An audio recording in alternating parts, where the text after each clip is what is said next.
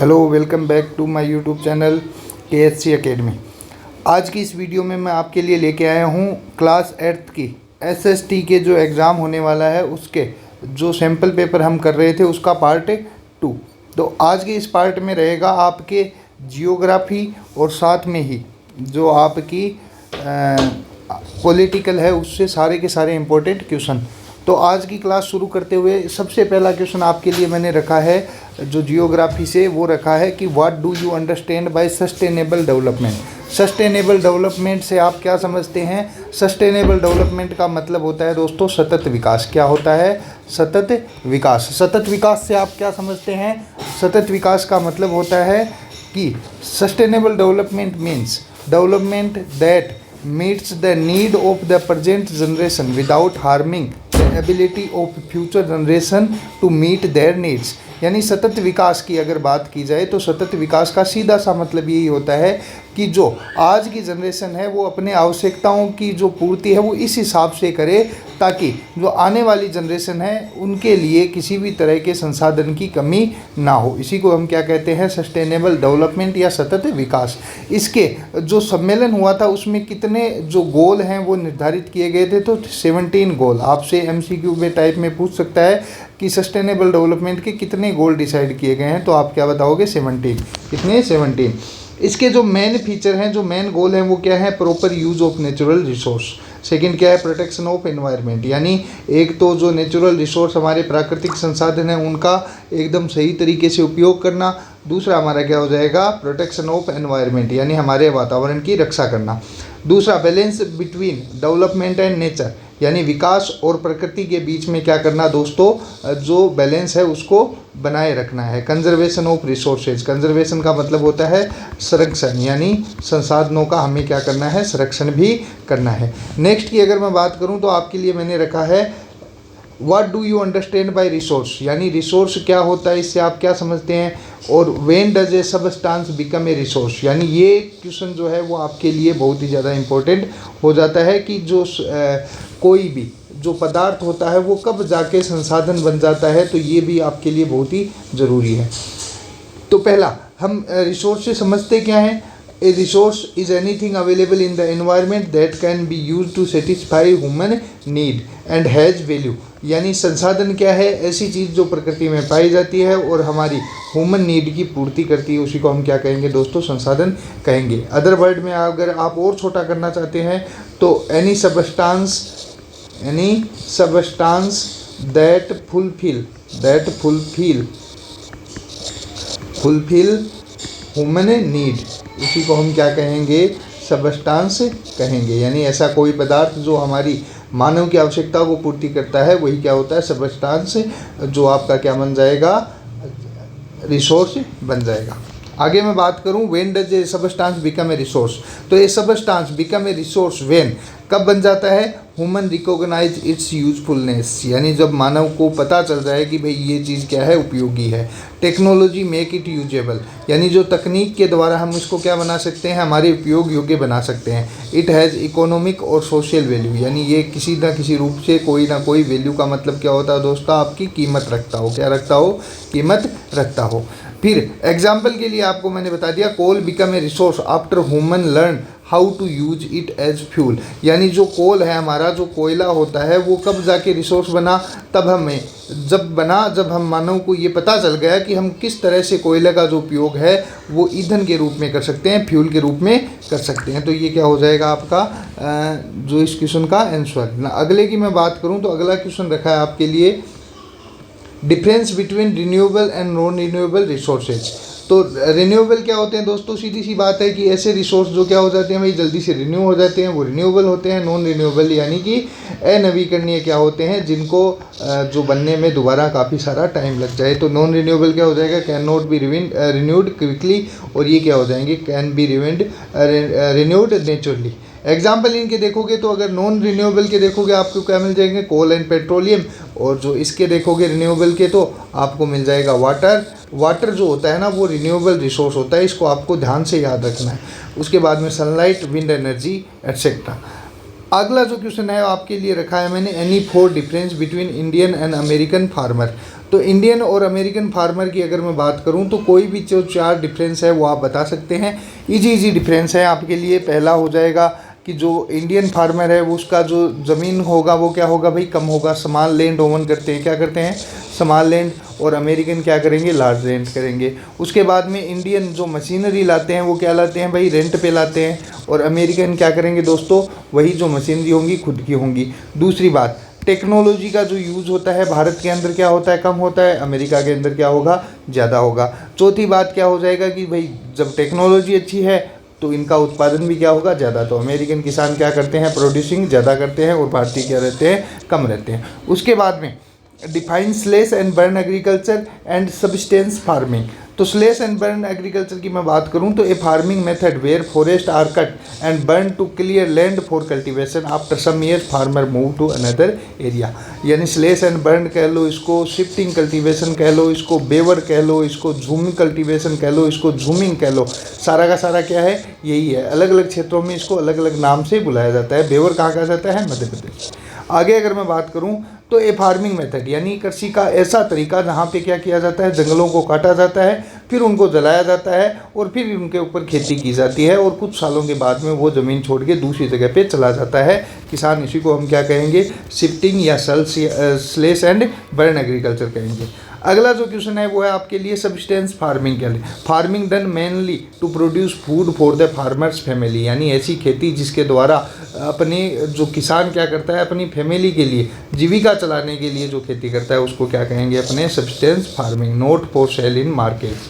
यानी इस प्रकार की खेती के जो प्रोडक्ट होते हैं ना, उनको मार्केट में नहीं बेचा जाता। फिर अगला जो क्वेश्चन रखा है दोस्तों आपके लिए, अपने जो suitable condition for wheat, rice and cotton. यानी ये क्या है भाई, भारत की जो प्रमुख फूड क्रॉप है ना, उनके लिए कैसा वातावरण हमें चाहिए। तो आपको पता है व्हीट क्या होती है, रबी क्रॉप होती है। क्या होती है, रबी क्रॉप होती है और विंटर सीजन में इसको बोया जाता है। तो इसको मॉडरेट, यानी मैं अलग शब्दों में कहूँ तो थोड़े ही पानी की मात्रा होती है, बारिश की कमी ज़रूरत होती है। इसको बस ब्राइट सनशाइन चाहिए। इसको सर्दी के मौसम में क्या चाहिए, ब्राइट सनशाइन चाहिए। हाई टेम्परेचर में ये नहीं होंगे। राइस जो होती है दोस्तों, वैसे तो क्या होती है, ये खरीफ क्रॉप होती है।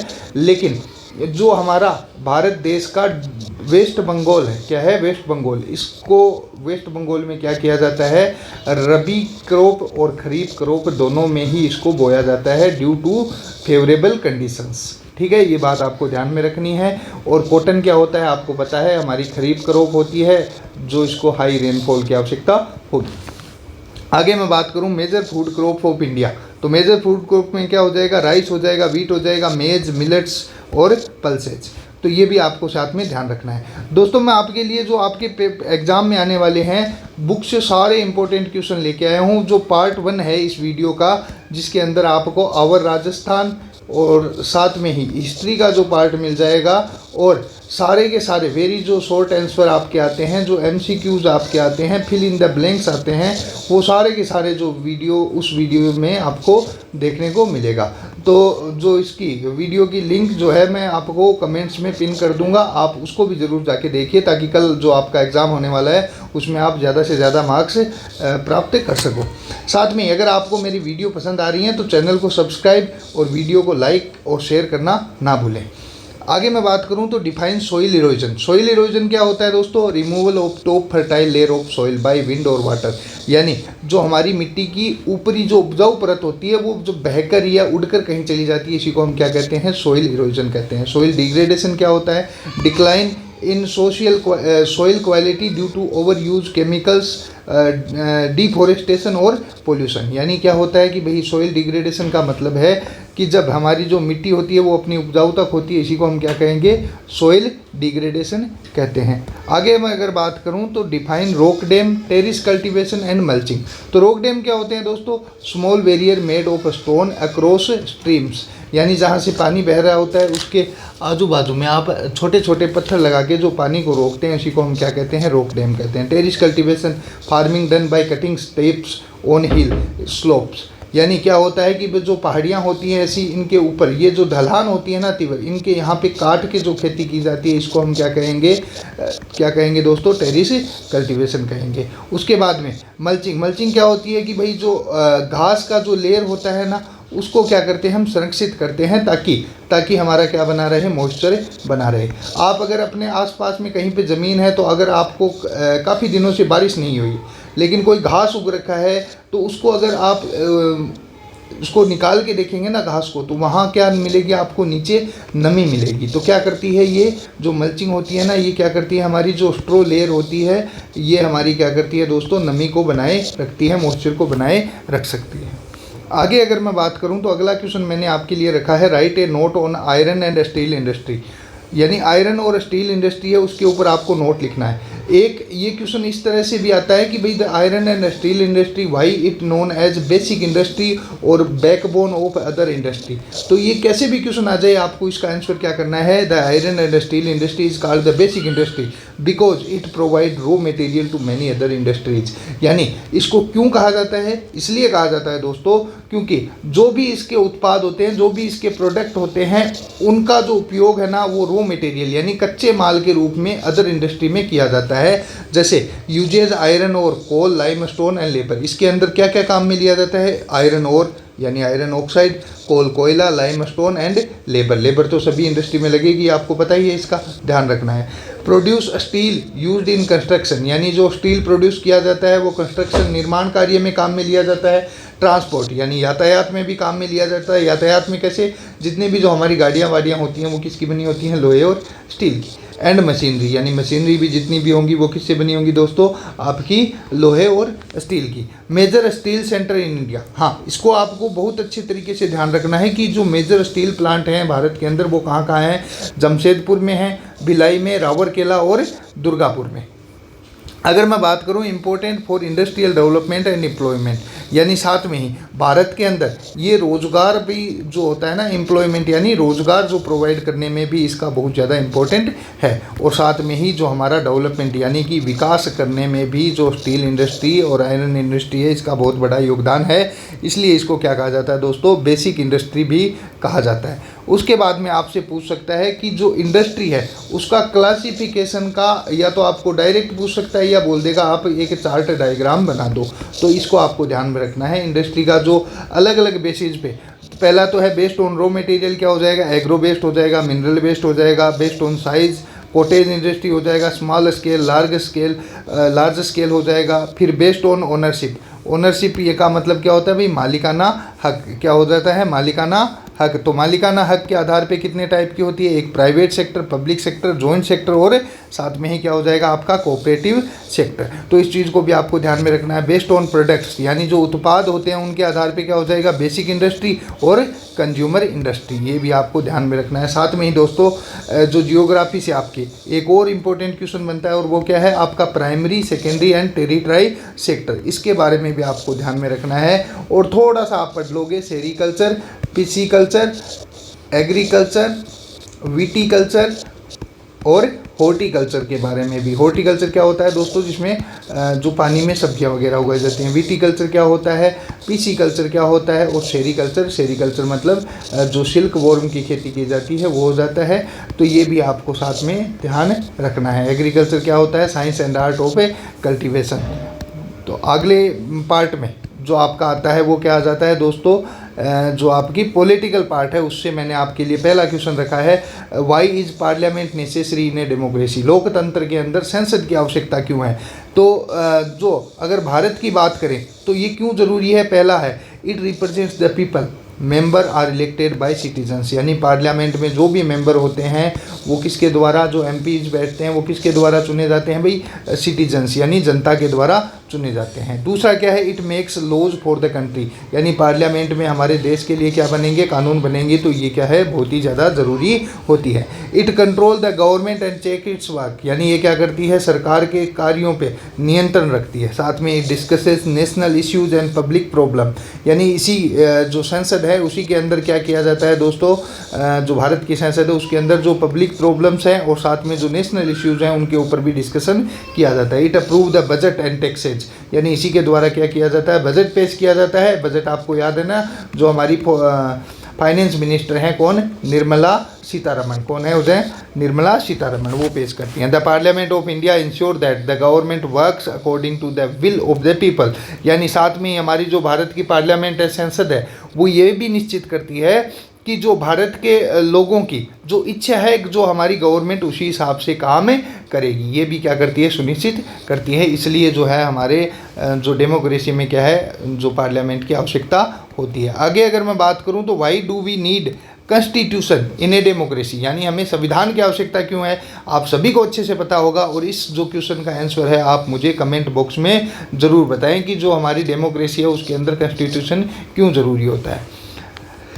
एक तो क्या हो जाएगा दोस्तों, आपको फंडामेंटल राइट देता है, हमारे राइट्स की क्या करता है? रक्षा करता है। It protect the rights of citizen, explain how leader are chosen, यानी जो हमारे नेता है किस तरह से चुने जाएंगे, इसकी भी जानकारी देता है। It ensure justice, equality and freedom, साथ में हमें स्वतंत्रता, समानता और न्याय दिलाने का भी वचन करता है।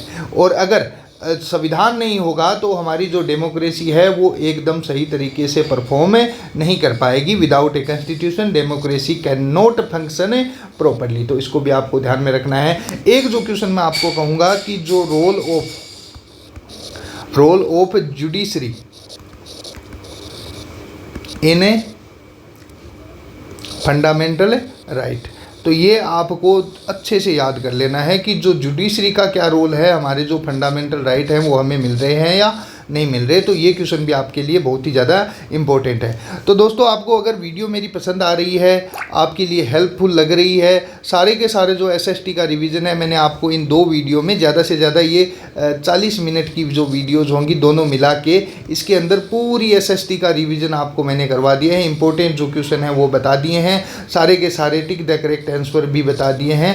तो आप अगर आपको वीडियो मेरी पसंद आई है, मेरी मेहनत अच्छी लगी है, तो चैनल को सब्सक्राइब, वीडियो को लाइक जरूर कर दें। फिर अगला क्वेश्चन है आपके लिए, व्हाट इज सेक्युलरिज्म? सेक्युलरिज्म से क्या होता है? Difference between Indian and American secularism. तो ये 2 क्वेश्चन मैंने आपके लिए इससे रखे हैं। तो सेक्युलरिज्म क्या होता है दोस्तों? सेक्युलरिज्म का मतलब होता है the state has no official religion and treat all religion equally, यानी क्या होता है? कोई भी जो है वो राजकीय धर्म नहीं होता है, सभी धर्मों को समान रूप से माना जाता है। या फिर ऐसे कर दो, separate religion from state power, separation of religion from state power, तो ये भी क्या हो जाएगा? आपका सेक्युलरिज्म हो जाएगा। आगे अगर मैं बात करूं difference between Indian and American secularism, तो देखो दोस्तों डिफरेंस इसमें इतना सा ही है कि जो भारतीय जो सेक्युलरिज्म है वो क्या है भाई, इतना स्ट्रिक्टली फॉलो नहीं किया जाता। कैसे, मैं आपको बताऊंगा अभी।